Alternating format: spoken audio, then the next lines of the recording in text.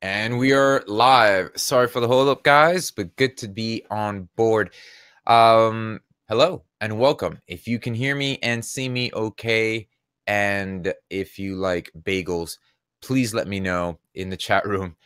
You might not like bagels, that's fine too, but let me know if you guys can see me, hear me okay. Excited to be with you guys again.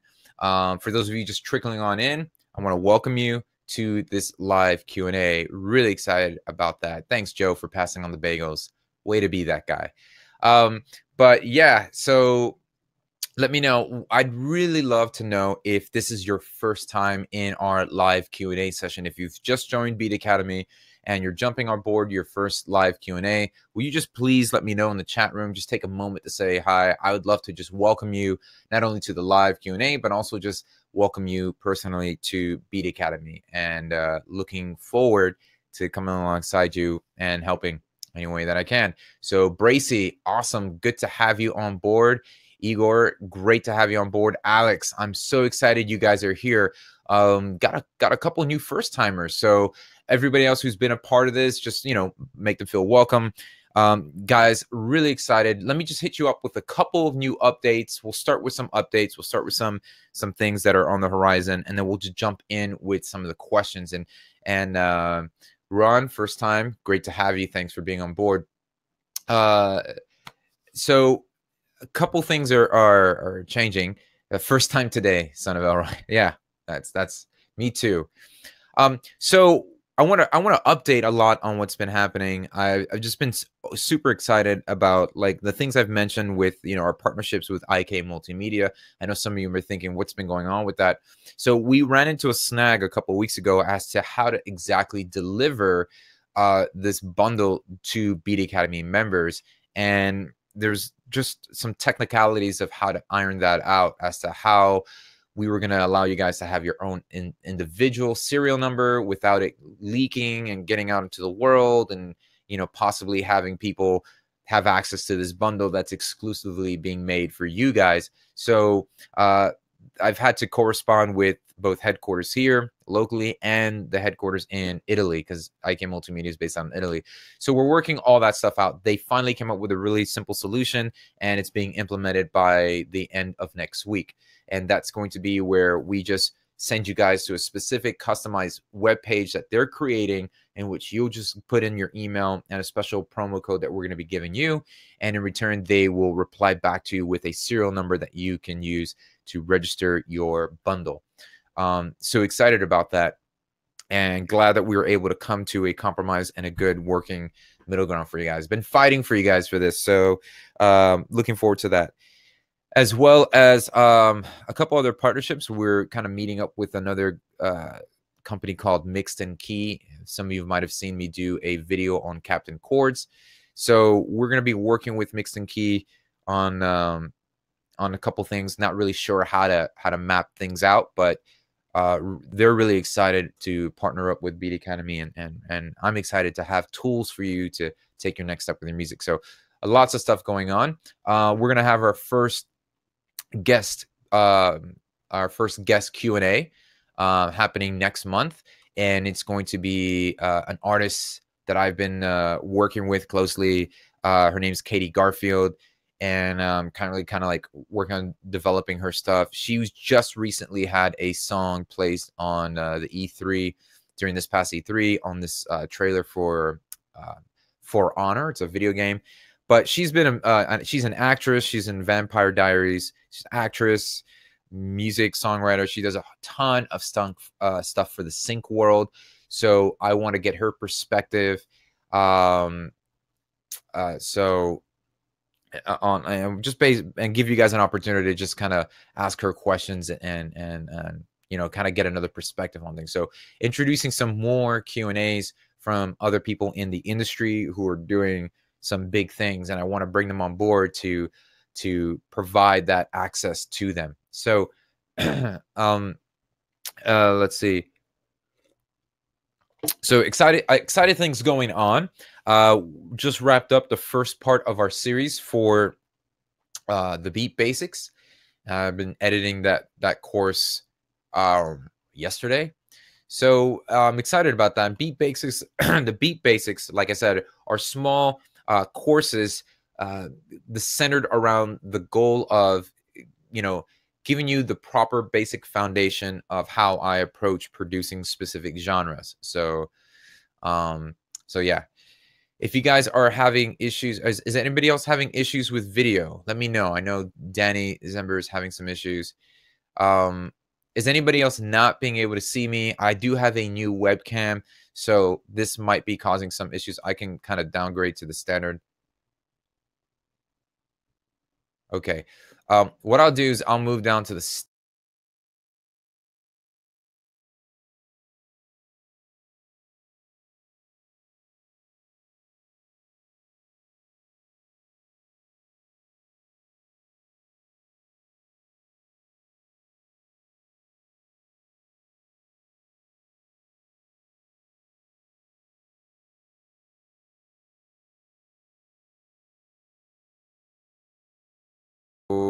okay, sorry about that. Okay, how about now, guys? We got video and audio now. Are we okay? Sorry for the hung-ups on the technicalities. Okay. No, you still can't hear any audio. See you. No. Good. Henry. Back. Yes. Lee. Good. Okay. All right. So we're here. We're all here. We're getting through this. We're powering through. All right. No sound still. Okay. I think we're good. Everybody can hear me. People can see me now. Okay.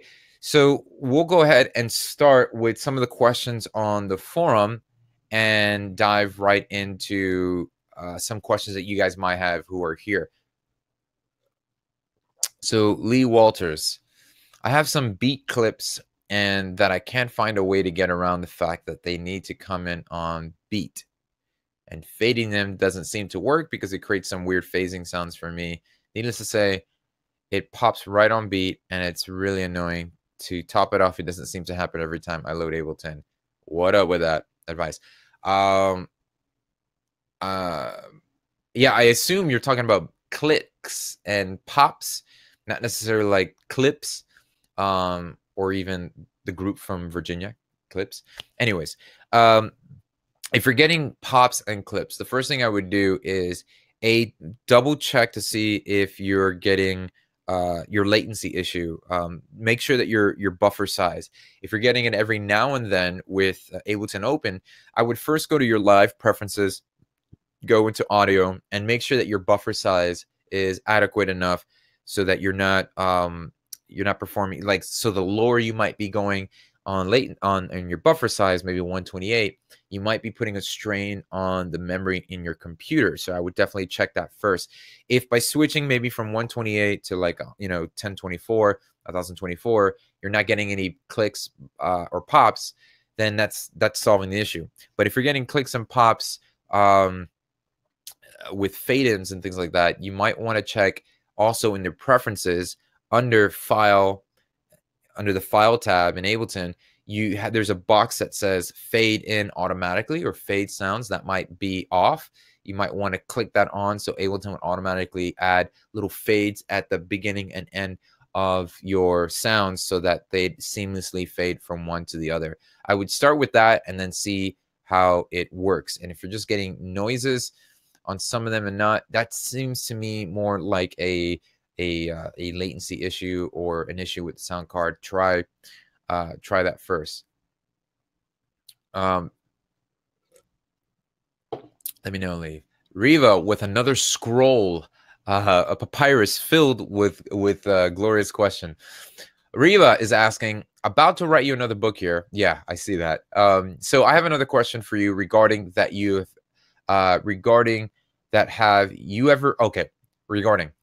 have you ever put out music that you haven't been 100% proud of, and has it benefited you?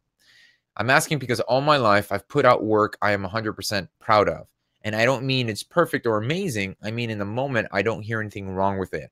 I know I have done everything I'm capable of and personally satisfied, and I just have a really good a good feeling about it.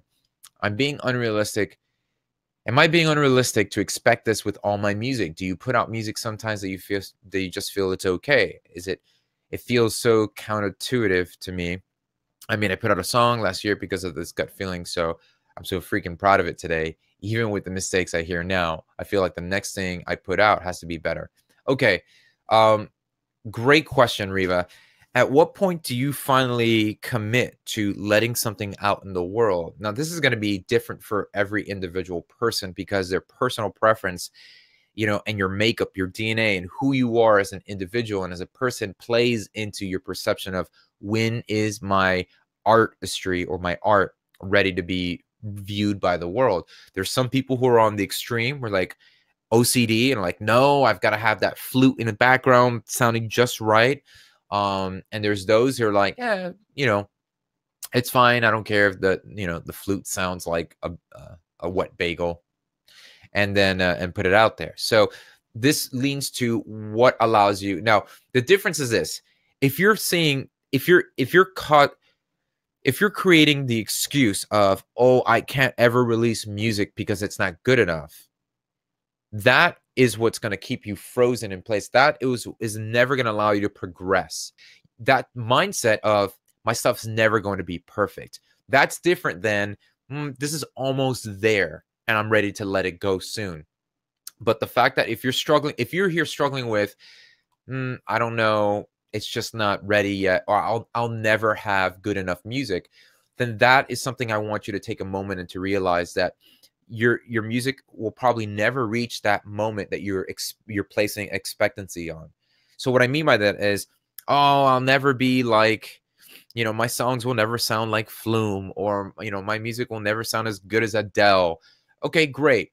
You're never going to be another Adele. So if you've got music that has, if it covers the bases, does it get the message that you're trying to get across with your song? Does it sonically meet the standard of anything else you've put out in the past, or things that you're trying to, are you raising the standard as to what your stuff sounds like? Give yourself what I would suggest you do, Riva, and anybody else who's struggling with this, is what are your non-negotiables? Put on a piece of paper, put on a post-it in your studio or in your bedroom and say, these are my non-negotiables. Get the song, get a good melody, get the song arranged, and get a good mix on it. Now, I don't even have to be the person mixing it. I can just give it to somebody and have them mixed. If those are your non-negotiables, then make sure that every song that you're putting out meets those non-negotiables, and then you can more or less gauge whether anything else around that, everything else will be second place, and that can help you get music out. But it's okay if you want to wait till things sound, holding yourself accountable to a good standard. That's fine. I'm open with that. I just don't want you to get hung up on the fact that, if you're struggling with my music's never going to be perfect, you got to get over that. And I think a good way to getting over that is release something, collaborate with somebody else, invite somebody else into the process, and they might speak life not only into you, but life into the project, and it'll allow you to kind of let go a little bit and allow that to do what it needs to do. So I hope that works. All right, Golston. Regarding uploading groups of stems or full sessions for collaborating, mixing, or mastering, what is the industry standard for universal preferred session starting points in a DAW? For example, 0, bar 10, bar 32. Which is it? It's a great technical question. Here's the standard for sending stems. So if you're going to send a project or someone, let's just start with first scenario.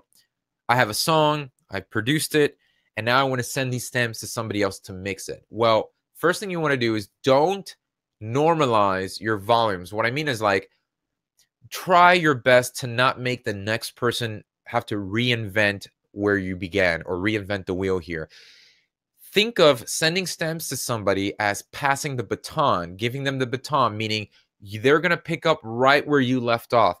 Don't try to have someone recreate the sound. So if you've got overdrive and delay plugins and reverb inserted on your drum tracks or whatever, don't bypass them and send it to that person. Just send it to it exactly the way you've got everything structured. You want somebody to enhance where you left off. You don't want them to have to rework everything you've done because you're not going to be satisfied with it. You've created the sonic soundscape that you've created for a purpose and a reason, right? So when you bounce stems, leave all the effects, leave the volume, leave everything you have it, bypass any like anything on the master bus. Maybe just take this master bus stuff. If you have anything on there, take that off. And then what I would do is start at the very beginning of the session and just bounce to the very end and keep doing that for every single stem. In Ableton Live, you can bounce offline and you could select all the tracks and bounce them individually offline, which is great. You can do that in Pro Tools now too. But yeah, that's how I would do that. I would not, for the sake of, well, this part only comes in on bar 15. Why am I going to have to bounce a whole stem? Why don't I just bar? It's going to be chaos because then somebody's going to get the stem and they're going to be like, where does this little thing go? It didn't start at bar 1. I have to figure out where to put this. So always start at the very beginning, at the very end, and keep that same consistency for every stem. That's going to be the most helpful when you give stems or parts. Now, as far as should I bounce a kick, snare, and hi-hat? It's all going to depend. If you're sending stuff for mastering, you could probably group all the drums together. All the synths together, all the lead vocals together, or the background vocals. It's all going to be up to you. So that's a personal variety. You can ask the person, how detailed you want the stems to be broken out. So hope that answers your question.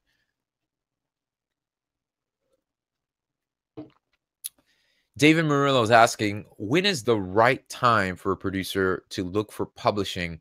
What approach would you suggest for up-and-coming artists? A, getting placements through your own network and then get them some leverage, or B, get signed assuming you're good with no leverage and get placements through them? David, great question. And I think if I can just sum up that question, David, is really the heart of that question is, when is the right time that do you sit and wait for somebody to give you the big break, or do you just go out and make the momentum yourself? And I think some of you in here have probably heard me from the past. You know what I'm about to say, and that is go out and make the momentum yourself. Regardless of the fact, that should be the mindset all across the board, whether you're an artist, a music producer, songwriter, even a plumber. Doesn't even matter. The mindset is, I'm going to go out, I'm going to serve, I'm going to give without wanting the receiving. I'm going to go find an artist as a producer. I'm going to develop that artist. I'm going to create, for instance, like you can go through the Building a Music Career course, and everything I teach you in that course, you can start teaching to artists that you're going to develop and work with and giving them a strong foundation to build a fan base with. So automatically you're bringing more value to the table than a guy handing that person just a 4-bar beat. Okay. And so doing that, I would say go out, build buzz, because when you've done the buzz, when you've, put your tracks out there, got a couple placements, got a couple sync deals, that's the momentum you need to go to a publisher for them to even be interested in getting on board with what you have. The days of simply wishing that people would admire your talent and give you a break, those days are over, because technology has made it so accessible for people to make music with their phones or everything. So if everybody has the ability to just make music on that aspect and so easily, now you've got a huge sea of people just making music that's might be at a lower standard. And so it's so readily available. So to cut through all the noise, you have to create your own parade that people want to stand by and watch, that people want to stand by and be a part of. So that's what I would suggest you to do. How do you do that on a practical day-to-day? The practical day-to-day would be like, okay, if I'm going to be making beats, if I'm going to be submitting for sync or any opportunities I place in Beat Academy, go for it. Go with that. Find some artists either locally here on Beat Academy community or on SoundCloud or whatever, and just try to say, hey, I've got some tracks that I think would be great for you. Let's develop, let's collaborate and work together, and just start building off that momentum. All right, David? So David, if you're here, let me know if that makes sense. Guys, if that makes sense to you in this chat, let me know. Just type, yeah, makes sense, or no, it doesn't make sense. It's okay if you disagree. That's fine. Doesn't change who I am. No, I'm just kidding. Riva's asking again, do I need Riva's asking, do I need to be registered with a PRO? For those who are not familiar, that means performance rights organization like BMI, ASCAP. Do I need to register with one of those before officially releasing music that could potentially make money? Or is it okay to wait to sign up until you find placement, radio play, whatever that's going to bring the money? Like, should I be prepared, or is it something that can happen after that fact? All right, well, you can kind of do both at the same time. And what I mean by that is, sorry, just allergies. What I mean by that is you can simply just create like a DistroKid account, TuneCore, CD Baby, however you want to go. I probably prefer going DistroKid just because it's a lot easier. But you can create a DistroKid, put out your music yourself, get it out in the world. And you don't necessarily have to be affiliated with BMI. DistroKid does not require you to be a BMI or ASCAP or CSAC or performance rights or affiliate. You could release it, and I would recommend that you become a performance rights organizer, become affiliate with them anyways, because down the road, let's say if you do get one of those songs placed on a sync, on a movie, on a let's say even on an artist, you want to be prepared for that. You don't want to then have to go, okay, now that I'm getting a song on this person's album, I should get registered, because there's some leadway, there's some time for that's going to take place. So it doesn't hurt you to register. So what I would do is register, but you don't necessarily need to register to generate or monetize off of music if you're going through DistroKid, because DistroKid is giving you the master rights royalties. You're getting the master and the mechanical royalties through that, through DistroKid. So that's the thing. So what you're getting from DistroKid is what a record label would give you. If you were the record label, that's what DistroKid's paying you. They're paying you the master rights for that. And so you can have the publishing company collect on the mechanicals for that as well. So I hope that makes sense.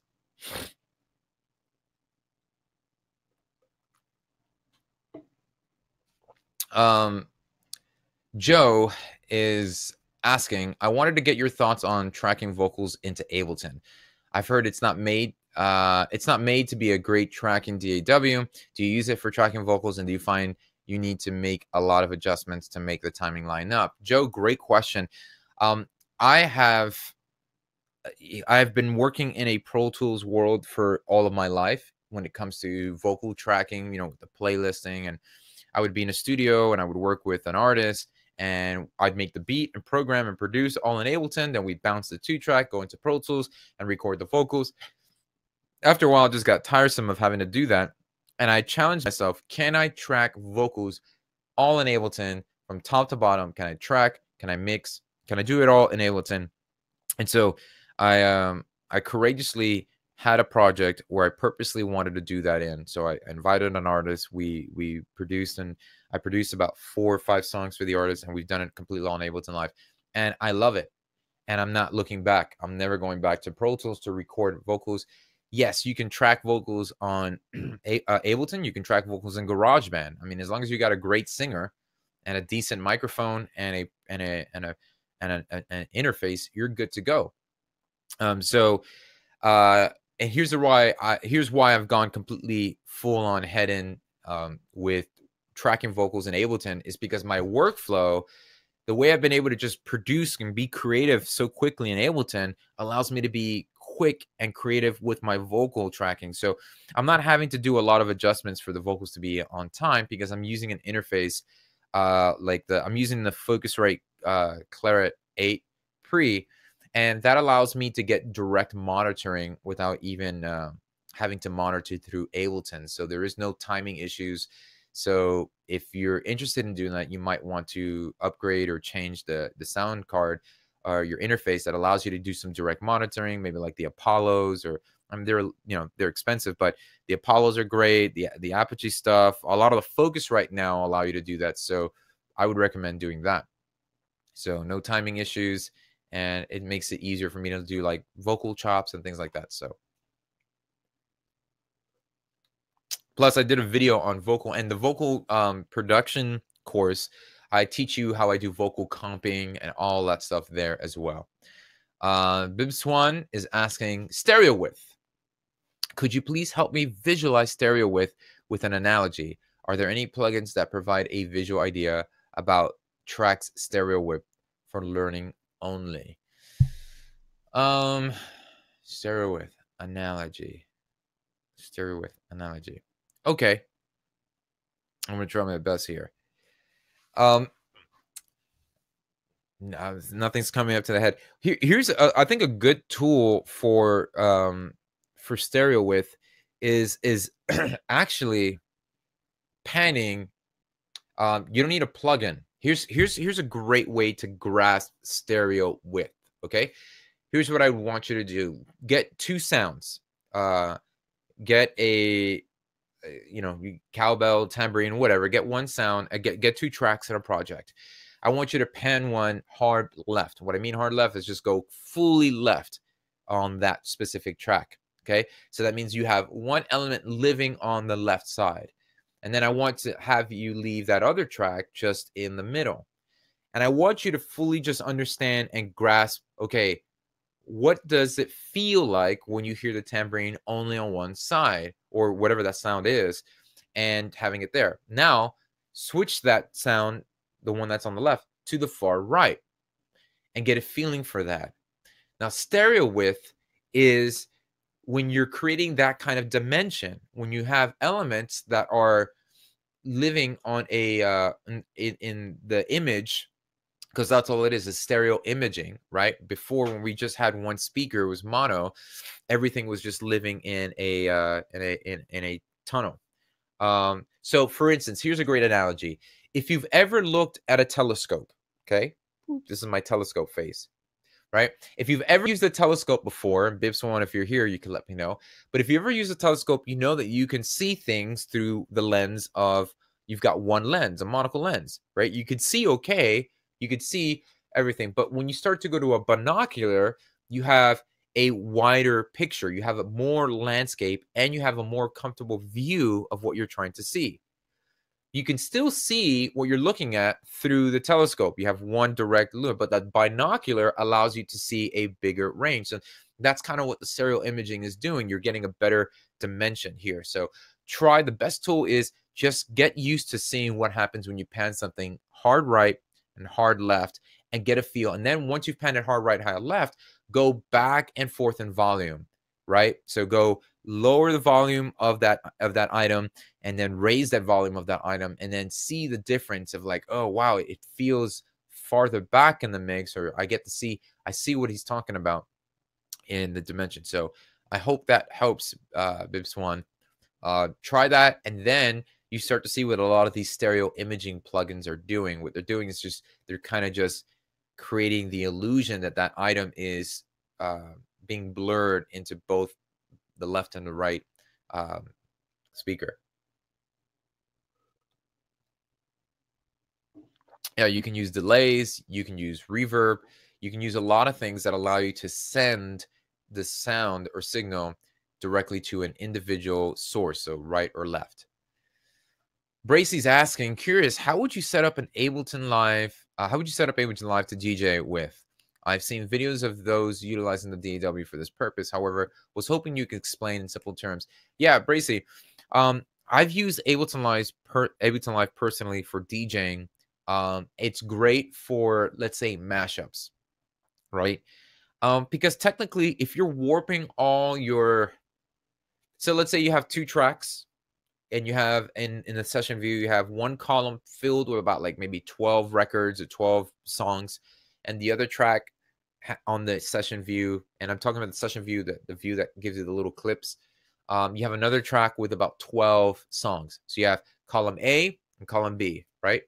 And if you click the little X on the bottom left, I'm making all these symbols, but if you click the X on the bottom left right-hand corner of Ableton Live in your session view, that will bring up the crossfader, and you could choose, you can crossfade between your A and your B, right? So then you could set, I want the track 1 to be A and track 2 to be B. I'll do a video on this, but here's how I use it. Since you're warping all that audio and it's always going to be in time, I treated Ableton Live DJing as more of a mashup. So I'm gonna mix this one song, I'm gonna cue it up, and then introduce the other song, and then kind of mix it in.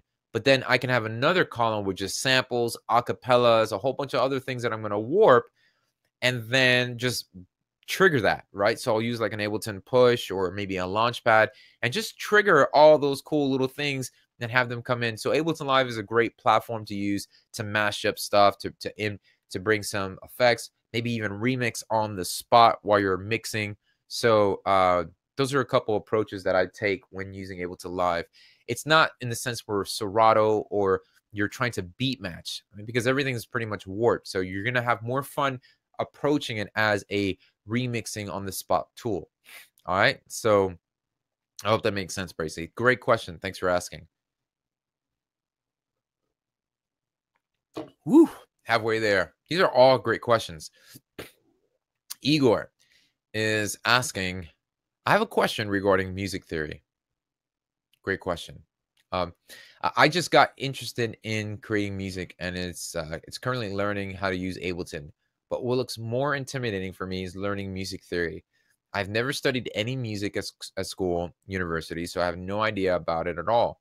I found some videos on YouTube in Russian, my native language, but the way they teach it there is so academic and complicated that it feels lost in all those music terms. All right, so I kind of get your thing. What's a great way of getting the basics of music theory? Well, one, I'm slated to do a music theory course in August, so I'm going to be doing that. I'm partnering up with Mixed in Key to do that with. And two, I just recently did a video on using Captain Chords, and I think Captain Chords is a great tool for those who have no idea about music theory, who've never done it before, or who are struggling to grasp music theory in the sense of like, okay, how does, you know, you always have to have the leading tone resolve to tonic and move the fifth to the fourth. I mean, like, that's crazy, right? I was fortunate enough to learn music theory growing up, but it can be a burden. So I like using Captain Chords in the sense that it's just simply like, hey, I don't know what a Mixolydian chord or scale sounds like. Let me click that and learn it. Oh, wow, okay, I get it. What is the 1? What is the 3? What is the 4? What is the 5? So it's a really helpful tool pragmatically to learn what those chords look like. And it also gives you helpful advices like, hey, you know what would go great with that chord you just put? A 4 or that chord. And so it's not so that it's easy and it's going to be a cheat code, but it's just a helpful tool because even having that, it's going to be, I don't know, it's still a little cookie cutter, and it doesn't really it doesn't feel like you, if you know what I mean. It feels like, okay, I just click, and I've got this chord progression. It's more so I'm looking at it the perspective of like, cool, I understand they're using this chord and that chord, and then they went to that chord to get that, and that sounds like a pop song I've heard. I get it now. I can understand what gives that vibe. These type of chords can give me that kind of vibe, and that's the correlation I'm making. That's the connection I'm making with using that. So I would look into that.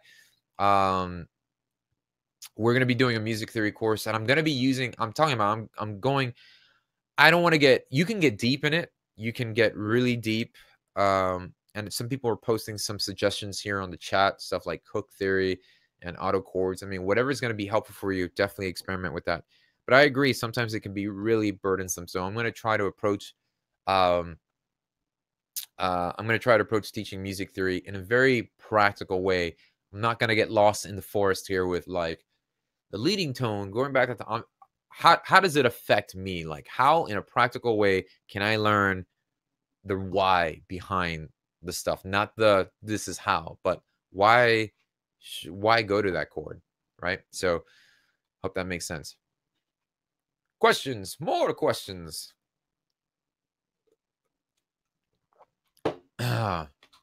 We switched up the octopus milk. We're not doing any more octopus milk. We're doing I think we're doing ostrich sweat, which is always a delight.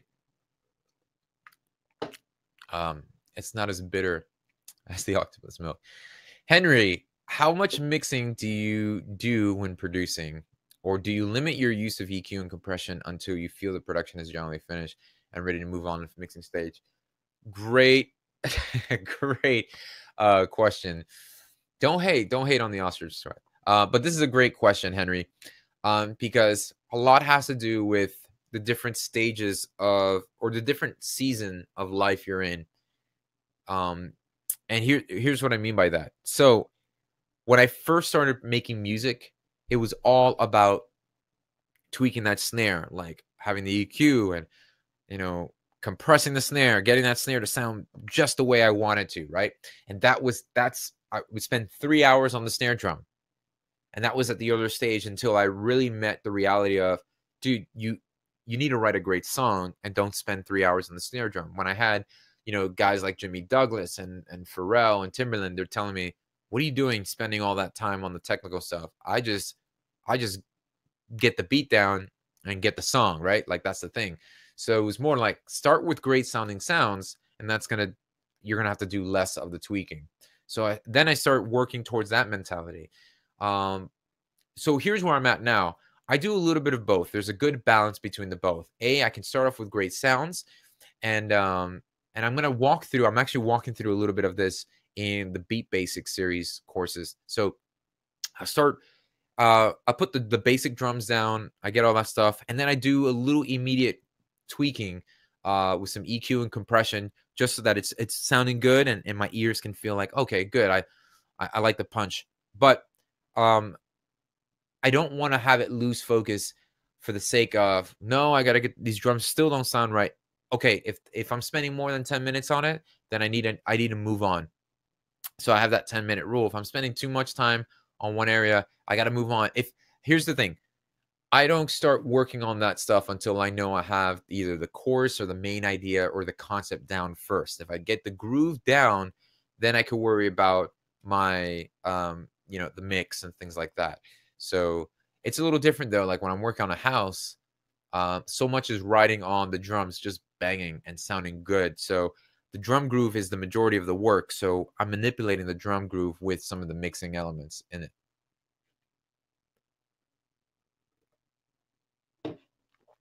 Son of Elroy, while working on this month's challenge song and trying to get close to matching specific sounds in my reference tracks, I wondered if you might challenge us to build a short 4 to 8 bar clip of your choosing and do a video or live chat, taking each of our submissions and critiquing it to help those of us who need it to reference better.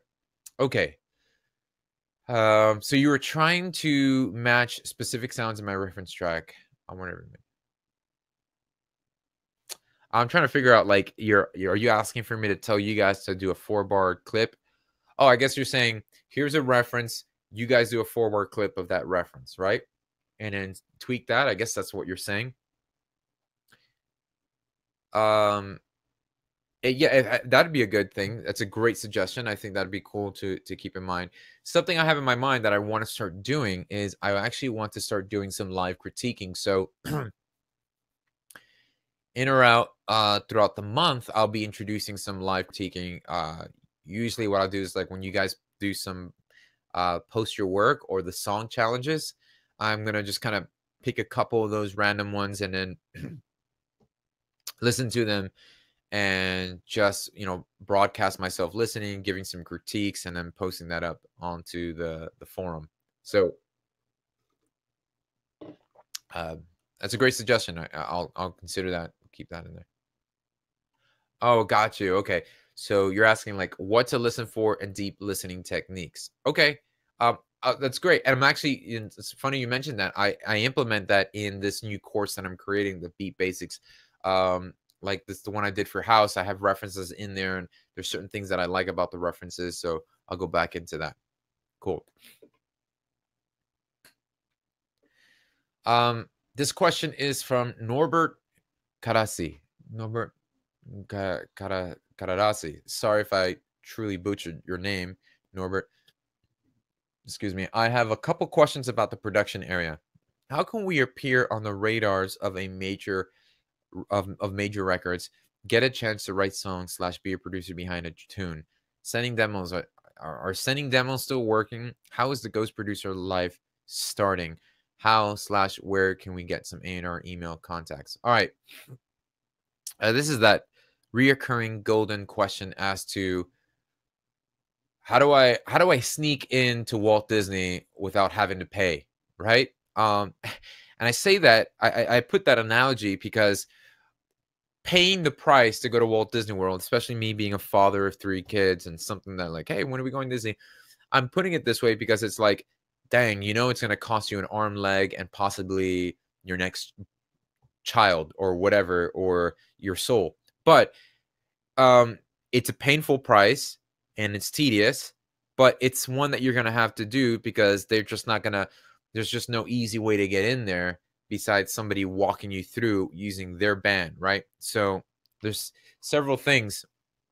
As I stated earlier before with someone else's question, the best way to get on anybody's radar is when you start to become you start in a little pond and you start to become a bigger fish in that small pond, and you start building the buzz and the momentum in your local scene, in your local area, or doing what you can, submitting beats into, whether it's Audio Jungle so you can make some money from stuff like that, collaborating with people on the academy, developing them, getting them to sound. Honestly, my heart and goal for Beat Academy isn't just so that it becomes a reservoir of potential.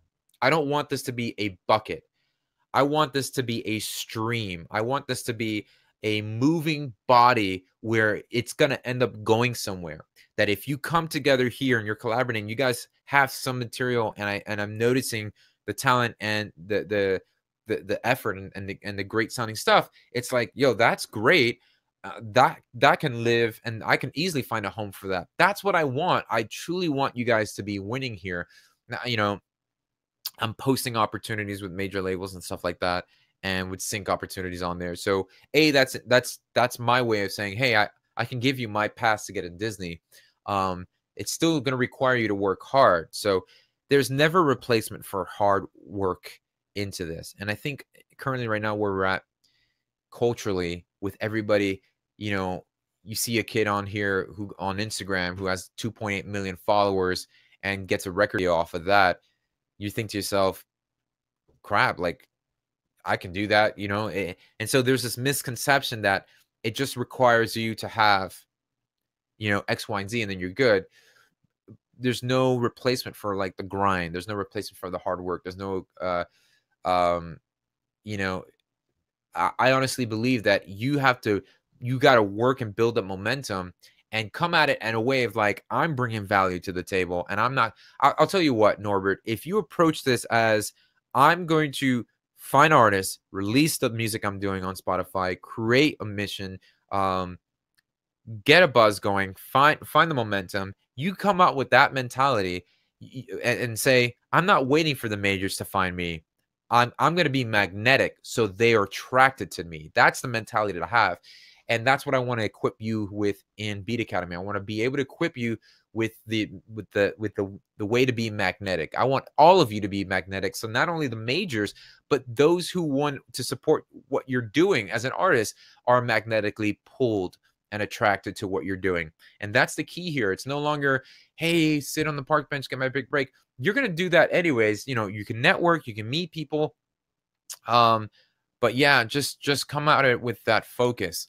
Like if you came to me with an artist that you've been developing, with some tracks that you've been working on and songs that you've been writing with this artist and developing and bringing this whole package, that makes more sense to me. That's something I can tangibly see and have.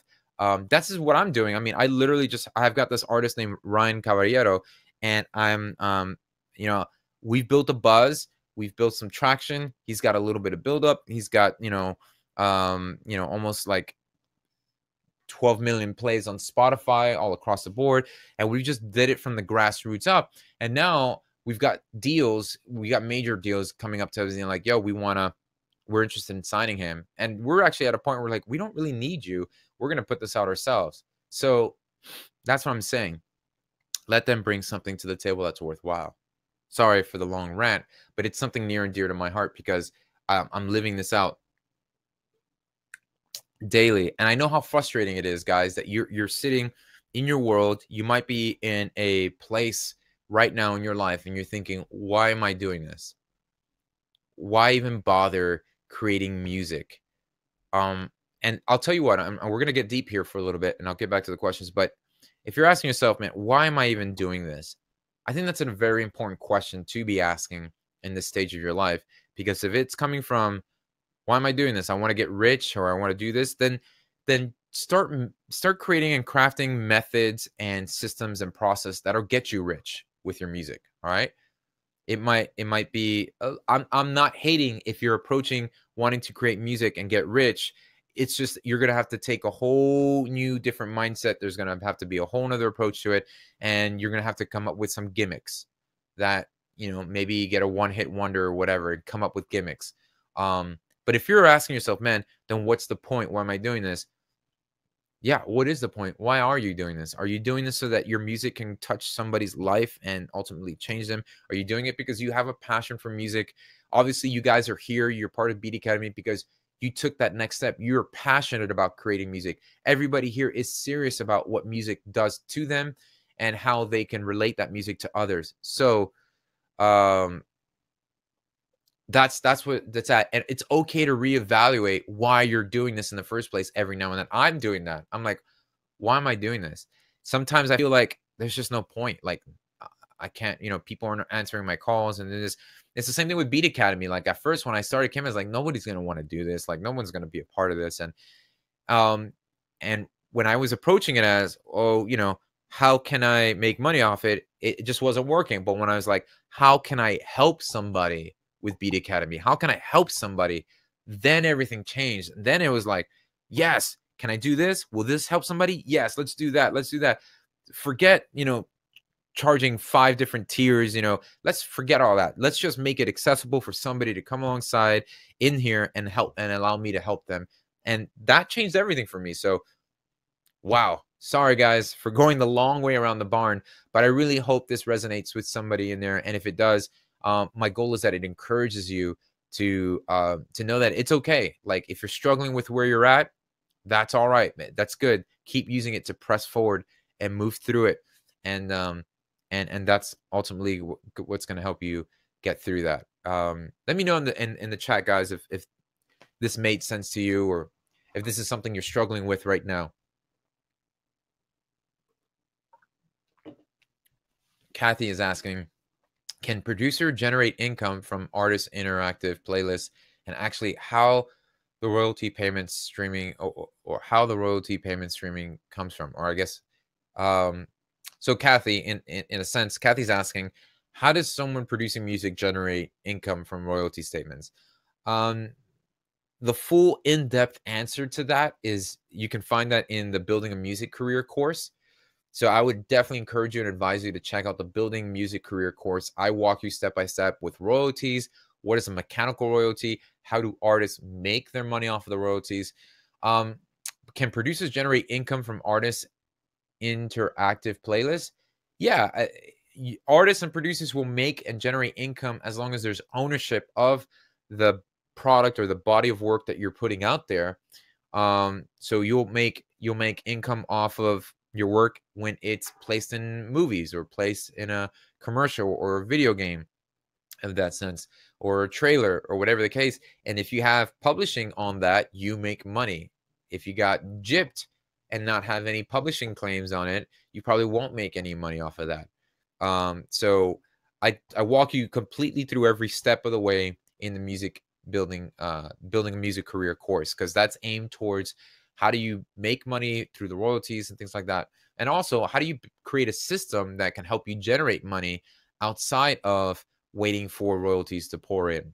All right, so we got deep in this Q&A. Oh snap. All right, Richard's asking, my planned EP will include some tracks that I've previously put on SoundCloud. I feel that I need to take those tracks down so that they have impact when they reappear on the EP. Shall I withdraw those now or wait a couple of months until I announce the countdown to the release? I don't want my tracks to be invisible or inaudible for too long, as I reckon it would be on my profile. My idea is to take down the tracks and put a 30-second or so sneak preview. Um, I totally understand. Richard is asking, hey, I've got tracks and music. I'm just gonna reinterpret this. So he says, I've got music on SoundCloud now. I'm planning to release an EP down the road. Should I take these out now and store them for the EP release, or maybe give a little sneak previews? Richard, what I would advise you is leave them. I would leave them on your SoundCloud and then release them on the universal platforms. So it's on Apple Music, it's on Spotify and all that stuff, and make the announcement, build a nice parade to the release, make it exclusive, hype up the release, and still live and let the songs be on SoundCloud. Here's the reason why. It's because you might not know that throughout the journey of the release of the EP, from the moment your song's on SoundCloud to the EP, what you're still doing is you're still having somebody trickle in and find out about your track. You never know that you'll have one person who hears it and shares it with all it takes is that one person to like it and share it with their hundreds of friends. So why are you going to not give that person that opportunity? I know you're thinking in your head, well, what's the incentive of hearing the EP? Let's face it, they're going to stream it on Spotify if they love streaming music on Spotify. If they're on SoundCloud, they're going to stream it on SoundCloud. If they're on Apple Music, they'll stream it there. So just keep it there, because you don't want to prevent somebody from spreading wildfire of your music. Just leave it up there and just make a big show about the official release of the EP. It's the same way that when people release singles and it's already on Spotify, that single is going to be on the album anyways. They don't take down the single just because it's coming out on the album. They leave the single there and it just accumulates. It's the same body of work. It just accumulates towards plays on the Spotify. You can also do that. You can release singles on Spotify and include them in a body of work when you put it all together. So something to consider, but I would continue leaving it up there, because you never know, you'll have that one person who really just jumps on board, and it's just good. It's just, you can give sneak peeks of exclusive stuff that hasn't been out yet. That's fine. But if it's already out, just let it do its thing. Cool. We'll take a couple more questions, guys. This is really good. Alexander Hofbauer is asking, what is the best way to submit my music to blogs or record labels? Man, I think the best way to submit your music to blogs or record labels, again, is first thing is you want to build some traction, right? Blogs don't really care to talk or hype up anything that has maybe 2 or 3 likes. So start with your biggest. When it comes to how do I get the world to look at me, I'll tell you what. How are you getting the 3 closest friends in your life to look at you? If you're faithful with a little, you can be faithful with much more. And it's so true, because if you can work, and I'm talking about like the basic level of like, hey, my closest 10 friends, will you please just check this out? If you can't convince your closest friends to check out the music, or the closest people who are already attracted to what you're doing, if you can't get them to commit or to even liking or to sharing or to listening and honestly communicate to you with what that music is doing for them, if you can't create that kind of intimacy and relationship, you can expect people who are accepting a mountain load of music to do the same. So first step is start there. Let's get 5 people to really be diehard about what you're doing, and let the 5 people multiply to 15, and so on and so on. Start there. And we start building that buzz. And if you're saying, man, I got no friends, I got nobody, okay, then you know what? Start seeking other people that you're influenced by, maybe on SoundCloud. Just start seeking them and approaching them. Hey, love your stuff. Here's my track. Starting one by one. Maybe you should start with finding one person. Literally, it's a long journey, but authentically approaching people and creating a relationship with people is going to be more value to you than trying to just cast a wide net and seeing who will get stuck in that net when you bring it back. So you might even want to, I would even advise you creating a Facebook artist page for your music and spending maybe about 15 bucks on promoting that artist page with people who are interested in similar artists that you sound like. So I would go with that approach. That'll give you better return. And then once you've got a little bit of buzz with some of that, then it's easier to go on something like Hype FM, Hype Machine. We've talked about it in the past and previous live calls, but go on Hype Machine because that's a hub for all the blogs. And then you can go on hypemachine.com. I think it's Hype M, or just type in Hype Machine. And then there's a top right hand corner where you can actually filter by genre or by style of music and find the blogs that best match that, and then go to that blog on there and just see how you can basically contact them. It would make no sense for you to contact a blog that, like three dope boys or two dope boys that strictly do hip hop, and you've got like an EDM big room track. So that's my first step. That's what I would recommend you do. And so, yeah, I hope that makes sense, Alexander.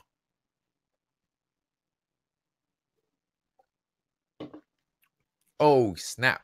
Frida is asking, hi, so this will be my first question because I'm new to the community. Awesome, Frida. I'm so excited that you're part of Beat Academy. So I'm a singer and I've been writing lyrics for quite a while now.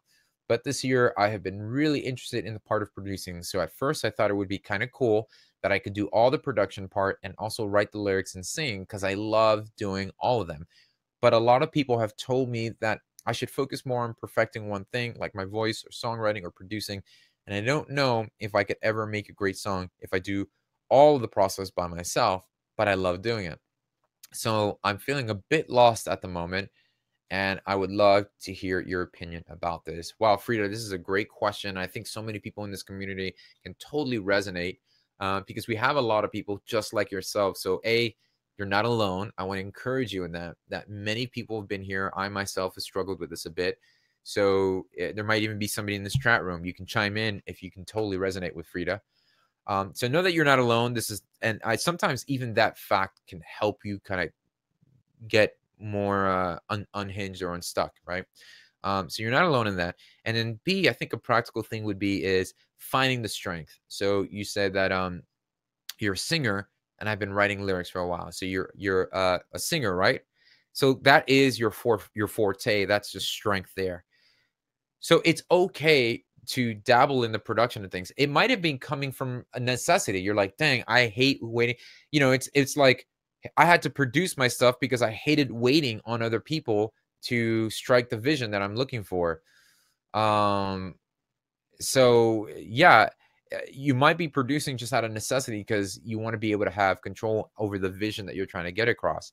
So what I would do is this: you're singing and lyrics, continue to sharpen that, continue doing that, and then humbly approach the production aspect as, okay, I want to do this for the purpose of handing it over to somebody who does that better, but yet I can articulate now.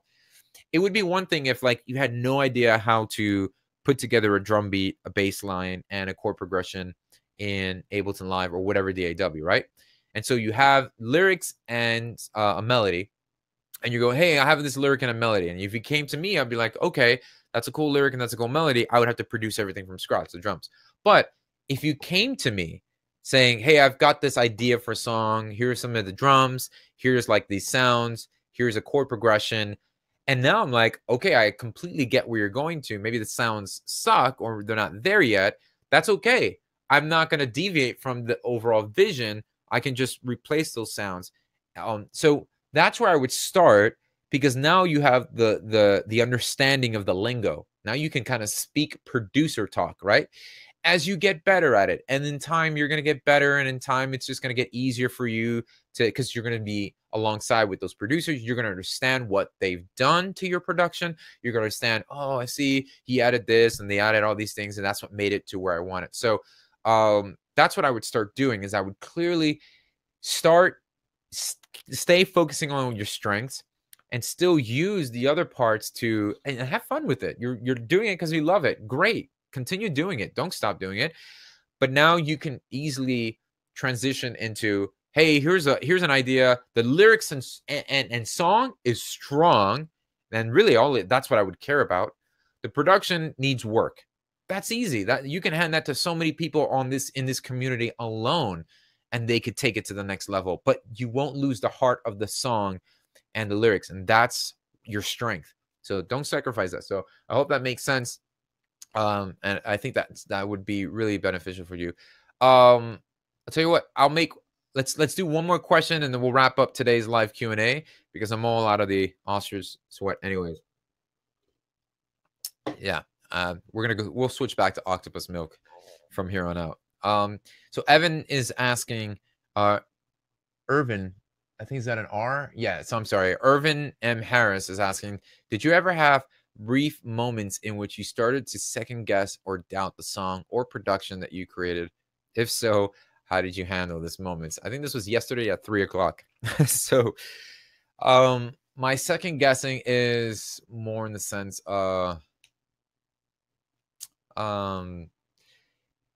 my second guessing comes from like, I don't know if I really like this track or this idea, and I just kind of cast it aside.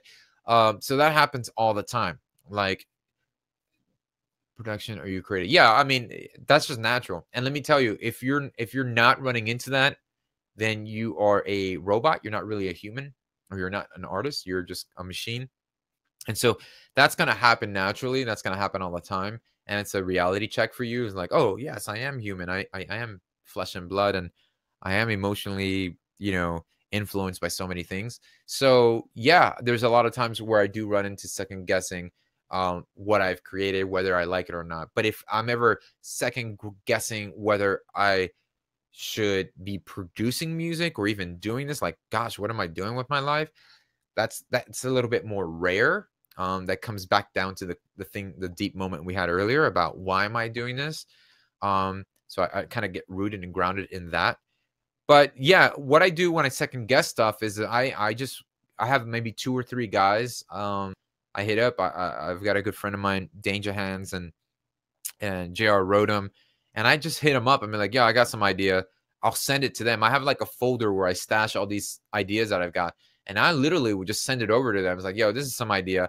I have a relationship already with them that I can kind of do that, where they understand where I'm coming from. So they might hear like something and it's like, yo, this is kind of whack, but they kind of see like, but this is something I can work with, because they'll do the same thing with me. They'll send me like some idea. I'm like, I can do something to that. And they've been second guessing that idea. So that's really helpful for me. So if you got something and you're second guessing it, try posting it on the community forum and just saying, hey, this is where I'm at. If you guys want to jump on this, or if you think you can add something, go for it. I think it'd be worthwhile, because what you're second guessing, somebody else can immediately be influenced by. So I think that's helpful. All right, guys. Real quick, what is Lufus? Lufs. I know Sound of Elroy, you're posting that. Do you use any specific plugin to test Lufus? I'm playing ignorant here. I just even don't know what that means. But yeah. So, well, guys, in this Q&A, there's a lot of great stuff that we've covered. Let me know if this was helpful. I know it was, but I just want to hear from you guys. I've just been talking. My eyes are distracted away from the Q&A chat sometimes. So I just want to reavert my attention to that, hear from you guys. Oh, the loudness indicators. Yeah. Okay. Yeah. I'm sorry. For some weird reason, my mind went to I was like, low underrated financial society. I don't know. I was actually trying to like break that thing down to like looking under ferrets serenity. I don't know. I think we should go with that one. The looking lost under fountain syndrome. Lost under fountain syndrome. Yeah, we'll go with that. See, I'm not all there today this morning. What do I use for like the referencing and metering? I've been using stuff from Brainworks, which has been really cool. I use the Brainworks stereo meter. I like that because it's been really accurate, and it's just easier for me to see. You could check them out from like Plugin Boutique, or is it Plugin Boutique or something like that? Brainworks. It's Brainworks. Looking up Finding Sky. Yeah, that's it. That's a good one. I think we'll go with that one. That's the best one so far. Brainworks makes this stereo meter, and it gives you both the dynamic range in the middle, and T-Rex actually has one, so hopefully you guys will be able to get that with the bundle, so you can look into that. So yeah, so glad. Golston says this was totally awesome. Bibba Swan, very helpful. Totally loved it. Jason, awesome. Well, guys, we're gonna wrap up today. So a couple things just to reassure you guys. So we're moving forward with the IK Multimedia stuff. As soon as they get me that webpage, we can refer you guys to. You can happily engage in using all that stuff. We got, the Beat Basic courses will be arriving soon. Great stuff. Our next Q&A, I'm going to be introducing a artist. It's going to be really, really cool. So we're going to be having our first guest in that aspect. So really excited about that. And I'm going to start to unroll a couple more things like that. So hopefully we can get some guys. I'm going to have Jimmy Douglas come on board. We're also trying to have him do another mixing. I've had requests to do some more mixing courses. So what I'll be doing is I'm going to be, implementing some more the next breakdown video. Oh, by the way, guys, let me know, how was the Lego house? Did you find the Lego house breakdown video helpful? Has anybody watched the Lego house one? Let me know about that. I haven't gotten any feedback about the one we did with Ed Sheeran. Cool. All right. Well, I'm glad that was helpful. So we are going to awesome. I'm going to be doing the next couple of breakdowns. I'll be focusing on more of the mixing aspect of that as well. So approaching it as, Ill Factor, breaking it down, and also how I mixed and how other people are mixing their songs is too. So if you're asking about the Ed Sheeran Lego house, just go into your dashboard and look at the breakdowns. Just remember that every month I'm posting a brand new breakdown video. So if you're new to Beat Academy and you're still not familiar with how to navigate, I would encourage you, check out the courses. We cover a lot of things there, and there's always a course there. At least I try to get one every 2 months or so. But every month I do a breakdown video of a song that I've produced or have worked on, and how I go about, how I made that. So there you go. Well, guys, thank you so much for being amazing, for being awesome, and for being freaking amazing, awesome ninjas, because that's who you are, my Beat Academy crew. So excited to see you guys next time. Lots of stuff happening. Definitely, I'm still in the forum, so you can let me know of all the stuff there. And we are wrapping up our month of July's contest. So if you haven't submitted a song for that, please do, because there's going to be 2 winners. One winner will get the $200 Sweetwater gift card, so you can buy yourself a bunch of microphone cables or a plugin. I don't know. And I'm also going to personally be selecting a winner that I will remix. I'm going to take your track, I'm going to be remixing it, and we're going to re-release both your original and the remix version out into the world through DistroKid. All right? And I'm going to help you walk through all that so that you can actually make the money from both of all that stuff. So is that cool? So that's what's going on. So if you haven't submitted for July, time is running up. Write a song, put it up there, and let's do it. Thanks, guys, and I'll see you soon.